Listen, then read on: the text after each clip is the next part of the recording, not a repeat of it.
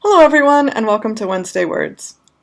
As a Unitarian Universalist minister, I have worked with several congregations who have gone through the process of becoming officially welcoming congregations in the Unitarian Universalist Association, which means officially welcoming of gay, lesbian, bisexual, transgender, and queer people. And one thing that comes up every time I've experienced this process is the question, why do we have to do this officially? Why can't we just be our already such loving, welcoming, inclusive people? Why do we have to make some sort of official statement and go through some sort of official process? And to answer that question, I often tell the story that I'm about to tell you. So, as many of you know, I was raised Unitarian Universalist. When I was a junior in high school, I came to the self-understanding that I was a lesbian, which was information about myself that was not at all welcome at the time. It was information that sort of bubbled up gradually because the power of denial is very real, but there it was, this sort of truth about myself that I couldn't avoid any longer, and this initiated a very stressful period in my life, and one of the things that made it stressful was sort of constant wondering about how this information about me would be received by the people and the communities in my life. And one of the most intense moments in this journey for me was this evening that I went with my family to the Passover Seder at my Unitarian Universalist congregation.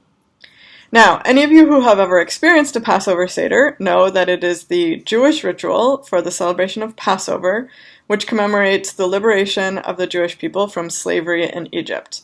So, it's a ritual that is all about freedom and liberation. In fact, it's kind of its own coming out story, in a way.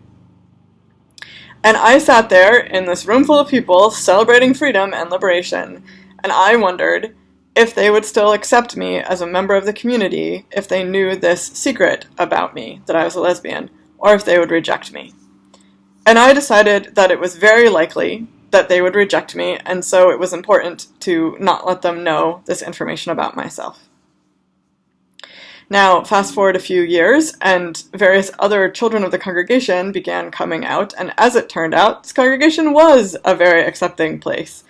And they did welcome and accept and continue to love the children of the congregation who came out as gay and lesbian and bisexual in the ensuing years, including me, when I eventually told them after I graduated. But because they had not ever said that officially, I didn't know. And in the United States, there is a long history of religious communities being places of particular rejection of gay, lesbian, bisexual, transgender, and queer people. So I think it's really important that our congregations say out loud, in some official way, yes, we really do welcome and affirm our LGBTQ members and friends. So I'm very proud of the congregation here in Kingston that we took that step a few years ago. And we are an officially welcoming congregation.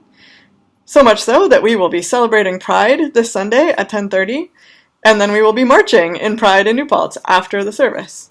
So I hope you can join us for all of that. And I hope that we can remember that we need to be clear, we need to be explicit about our values and our welcome of people in our lives, because people don't always know that they can trust us to be there for them unless we say it out loud. So I will leave you with that thought, and I hope you have a wonderful afternoon. Thank you for watching. Bye.